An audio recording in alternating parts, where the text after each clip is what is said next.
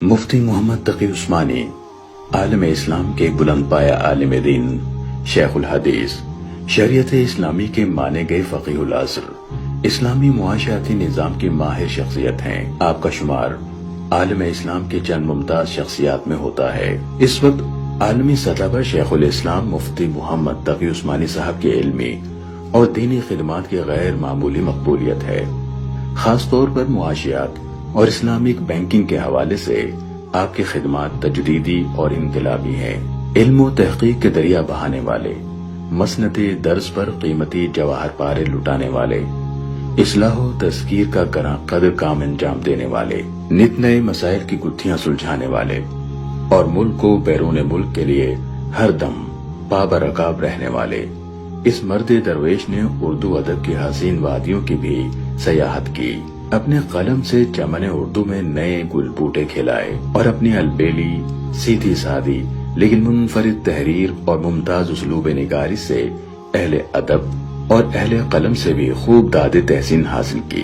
آپ کے سفر نامے، شخصی خاکے، کتابی تبصرے اور مختلف اخبارات میں شائع ہونے والے کالمز نے آپ کی ادبی خدمات سے بھی دنیا کو نہ صرف روشناس کرایا بلکہ آپ کے طرز تحریر اور رواں تواں قلم کی گلکاریوں کا شیدائی بھی بنایا۔ آپ عالم بھی ہیں، مفتی بھی، آپ مفسر بھی ہیں اور محدث بھی، آپ مقرر بھی ہیں اور محرر بھی، آپ پیر بھی ہیں اور مدرس بھی، آپ قاضی بھی ہیں اور استاد بھی۔ کبھی آپ تفسیر لکھتے نظر آتے ہیں تو کبھی بخاری شریف پڑھاتے نظر آتے ہیں، کبھی آپ امت کے مسائل جدیدہ حل کرتے نظر آتے ہیں۔ مفتی محمد تقی عثمانی کی دنیا میں مقبولیت کی بڑی وجہ آپ کا دینی علوم کے ساتھ ساتھ دنیاوی فنون میں ماہر ہونا اور اپنی ان خدمات کے ذریعے لوگوں کو فائدہ پہنچانا ہے۔ کیونکہ حضرت مفتی تقی صاحب ایک تو بہت بڑے عالم ہیں، تفسیر کے، فقہ کے، حدیث کے، اور اسلامک بینکنگ میں ان کو الگ مہارت ہے، اور انگلش، عربی، فارسی، اردو، یہ 4 زبانیں تو ایسی ہیں جیسے مادری زبان ہوتی ہے ان کی۔ اور پھر آپ کو پتا ہے کہ علمی لحاظ سے دنیا میں کے جو مذہبی لوگ ہیں ان میں سب سے پہلا نمبر آیا 500 لوگوں میں۔ دنیا کے صف اول کے تحقیقاتی ادارے Royal Islamic strategic studies centre نے دنیا کے 500 بااثر مسلمان شخصیات کی ایک فہرست مرتب کی ہے۔ اس فہرست میں آپ کو مسلم دنیا کی پہلی بااثر شخصیت قرار دیا گیا ہے۔ مفتی محمد تقی عثمانی تحریک پاکستان کے کارکن اور مفتی اعظم پاکستان مفتی محمد شفیع عثمانی رحمت اللہ علیہ کے سب سے چھوٹے فرزند ہے۔ آپ کی پیدائش 27 اکتوبر سن 1943 میں ہندوستان کے صوبے اتر پردیش کے ضلع سہارنپور کے مشہور و معروف قصبے دیوبند میں ہوئی۔ 4 سال کی عمر میں اپنے والد ماجد مفتی محمد شفیع عثمانی رحمت اللہ علیہ کے ساتھ پاکستان ہجرت کی۔ آپ نے اپنی ابتدائی تعلیم مرکزی جامع مسجد تھانوی جیکب لائن کراچی میں حضرت مولانا احتشام الحق صاحب تھانوی رحمت اللہ علیہ کے قائم کردہ مدرسہ اشرفیہ میں حاصل کی، اور پھر آپ نے اپنے والد بزرگوار کی نگرانی میں دارالعلوم کراچی سے درس نظامی کی تعلیم مکمل کی اور ساتھ ہی اسی ادارے میں فقہ میں تخصص کیا۔ ساتھ ساتھ کراچی یونیورسٹی سے گریجویشن کی، جس کے بعد پنجاب یونیورسٹی سے فاضل عربی کا امتحان امتیازی حیثیت میں پاس کیا، جبکہ LLB کا امتحان دوسری پوزیشن کے ساتھ پاس کیا۔ انگریزی، اردو اور عربی تینوں زبانوں میں بیک وقت کمال پیدا کیا۔ مفتی صاحب کے والد ہمیشہ آپ کی روحانی تربیت کے حوالے سے فکر مند رہتے تھے۔ اسی بابت آپ نے مفتی صاحب کو اپنے وقت کے سب سے بڑے شیخ اور عارف باللہ ڈاکٹر عبدالحی صاحب رحمت اللہ علیہ کی صحبت اختیار کرنے اور ان سے روحانی تعلق استوار کرنے کا حکم دیا۔ آپ نے والد کے حکم پر شیخ کی صحبت اختیار کی تو کچھ ہی عرصے ان کی شخصیت سے اتنے متاثر ہوئے کہ فوراً ہی ان سے بیعت ہو گئے۔ کچھ ہی عرصے میں آپ اپنے شیخ کے خاص مریدوں میں شمار ہونے لگے۔ عارف باللہ ڈاکٹر عبدالحی صاحب عارفی رحمت اللہ علیہ کے انتقال کے بعد آپ ان کے خلیفہ مجاز ہیں۔ آپ نے اپنے وقت کے تقریباً تمام جید علماء کرام سے حدیث کی اجازت حاصل کی۔ ان علماء میں خود آپ کے والد گرامی مفتی محمد شفیع عثمانی صاحب رحمت اللہ علیہ کے علاوہ مولانا محمد ادریس کاندلوی اور مولانا محمد زکریہ کاندلوی رحمہ اللہ شامل ہیں۔ مفتی محمد تقی عثمانی صاحب کا نام پہلی مرتبہ اس وقت سامنے آیا جب آپ نے شیخ الحدیث حضرت مولانا یوسف بنوری رحمۃ اللہ علیہ کی ہدایت پر سن 1974 کی قادیانی مخالف تحریک میں اپنا اہم کردار ادا کیا۔ قادیانیوں کو غیر مسلم قرار دینے کی اس تحریک میں آپ نے مولانا سمیع الحق شہید رحمۃ اللہ علیہ کے ساتھ مل کر ایک دستاویز تیار کی جو قادیانیوں کے خلاف پارلیمنٹ میں پیش کی گئی۔ سن 1977 میں سابق صدر جنرل ضیاء الحق نے اسلامی نظریاتی کونسل کی بنیاد رکھی۔ مفتی محمد تقی عثمانی اس کونسل کے بانی ارکان میں سے تھے۔ آپ نے قرآن مجید میں بیان کردہ اللہ کی حدود اور ان کی سزاؤں پر عمل درآمد کے لیے حدود آرڈیننس کی تیاری میں اہم کردار ادا کیا۔ آپ نے سودی نظام بینکاری کے خاتمے کے لیے بھی کئی سفارشات پیش کی۔ مفتی محمد تقی عثمانی جامعہ کراچی سے وکالت کی سند حاصل کرنے کے بعد طویل عرصے کے لیے پاکستان کے عدالتی نظام سے وابستہ ہو گئے۔ آپ طویل عرصے تک سپریم کورٹ آف پاکستان کے شریعت ایپلیٹ بینچ اور وفاقی شرعی عدالت میں اہم مناصب پر فائز رہے۔ آپ نے بحیثیت منصف کئی اہم فیصلے کیے جن میں سود کو غیر اسلامی قرار دے کر اس پر پابندی کا فیصلہ سب سے معروف ہے۔ سن 2002 میں اسی فیصلے کی پاداش میں سابق ڈکٹیٹر جنرل پرویز مشرف نے آپ کو آپ کے عہدے سے برطرف کر دیا۔ مفتی محمد تقی عثمانی تدریس کے شعبے سے بھی وابستہ ہیں۔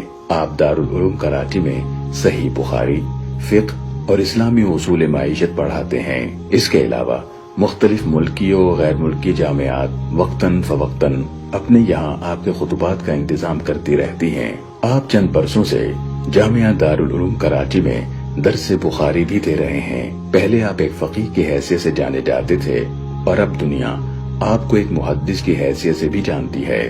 یہی وجہ ہے کہ علماء کرام نے آپ کو شیخ الاسلام کا لقب عطا کیا ہے۔ مفتی صاحب نے شریعت کی حدود میں رہ کر بینکاری کا ایسا نظام وضع کیا ہے جو عصر حاضر کے تمام معاشی تقاضوں کو پورا کرتا ہے۔ حضرت مولانا محمد تقی عثمانی پوری دنیا میں ہماری علمی اعلان و روایت کی نمائندگی کرتے ہیں اور ہماری پاکستان کی علمی آبرو ہیں۔ مفتی صاحب کے اس نظام کو اسلامی فقہ اکیڈمی کی منظوری کے بعد ساری دنیا میں نہایت تیزی سے اپنایا جا رہا ہے۔ اس وقت مفتی محمد تقی عثمانی صاحب کے اصولوں پر درجنوں اسلامک بینک کام کر رہے ہیں۔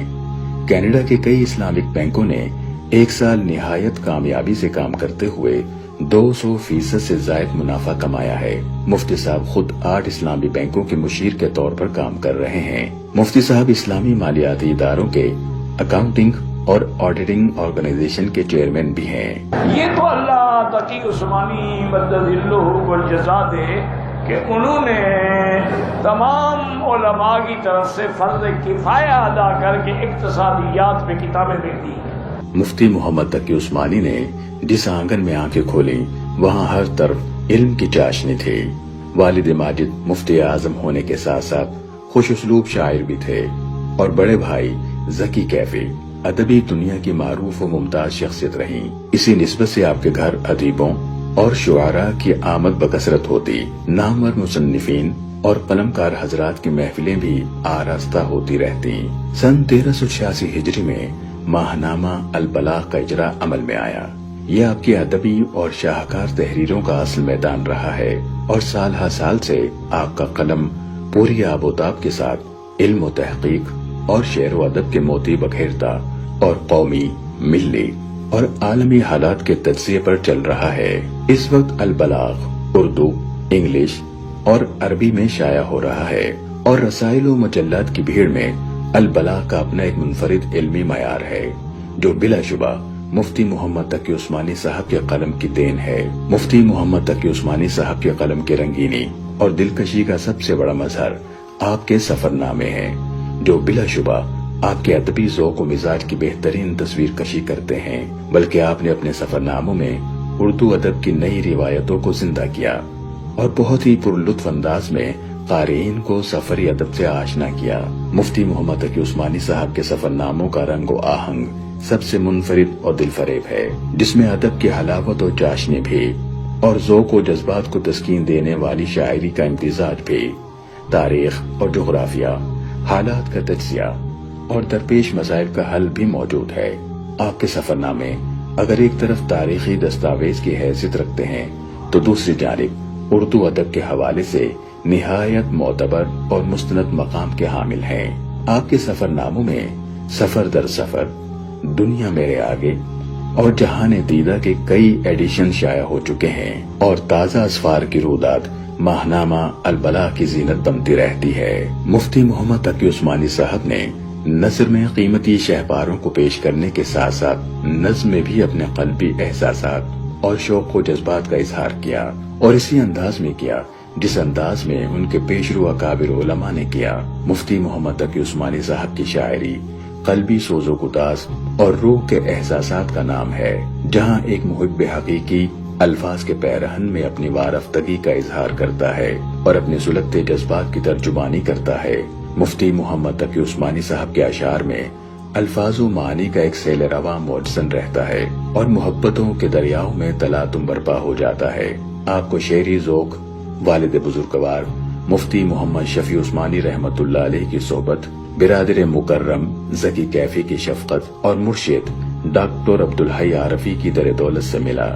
آپ نے اس ذوق کو پروان چڑھایا اور پھر لالا و گل کی سیج پر گل بوٹے کھلانا شروع کیے۔ مفتی تقی عثمانی صاحب کی شاعری میں نظم و غزل بھی ہے، دعا و مناجات بھی، حمد و نعت بھی ہے، مرثیہ و فراق و جدائی کا غم و درد بھی، لیکن یہ روایتی طرز پر نہیں بلکہ ایک نئے اسلوب و انداز میں ہے۔ اسلامی ترقیاتی بینک نے پاکستان کے نامور عالم دین مفتی محمد تقی عثمانی کی اسلامی بینکنگ کے فروغ کے لیے خدمات کے اعتراف کے طور پر انہیں خصوصی اعزاز سے نوازا ہے۔ آپ نے علامہ شبیر احمد عثمانی رحمت اللہ علیہ کی معروف مگر نامکمل شرح مسلم فتح الملہم کو مکمل فرمایا، جو تکملہ فتح الملہم کے نام سے معروف ہے۔ علم حدیث کے حوالے سے آپ نے گراں قدر خدمات سر انجام دی ہیں۔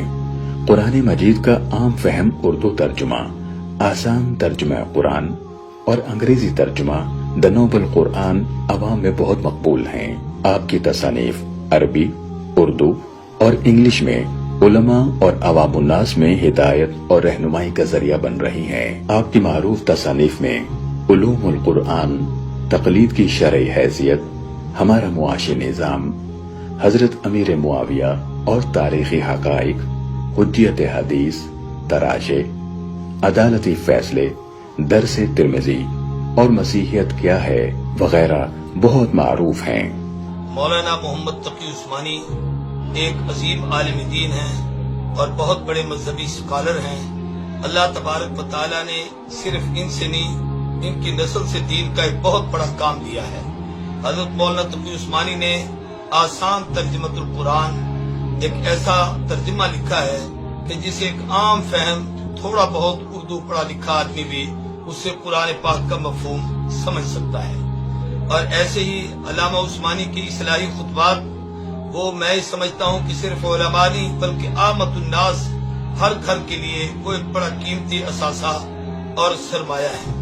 ایسے ہی علامہ تقی عثمانی کو اللہ نے یہ عظمت دی کہ دینی دنیاوی تمام علوم میں مہارت کاملہ رکھتے ہیں، جس کی وجہ سے وہ پاکستان میں وفاقی شرعی عدالت میں 7 سال تک تقریباً جج بھی رہے، اور ہر دور میں ہر حال میں وطن عزیز پاکستان کی بقا، سلامتی اور حفاظت کے لیے وہ انہوں نے اپنی پوری زندگی وقف کی۔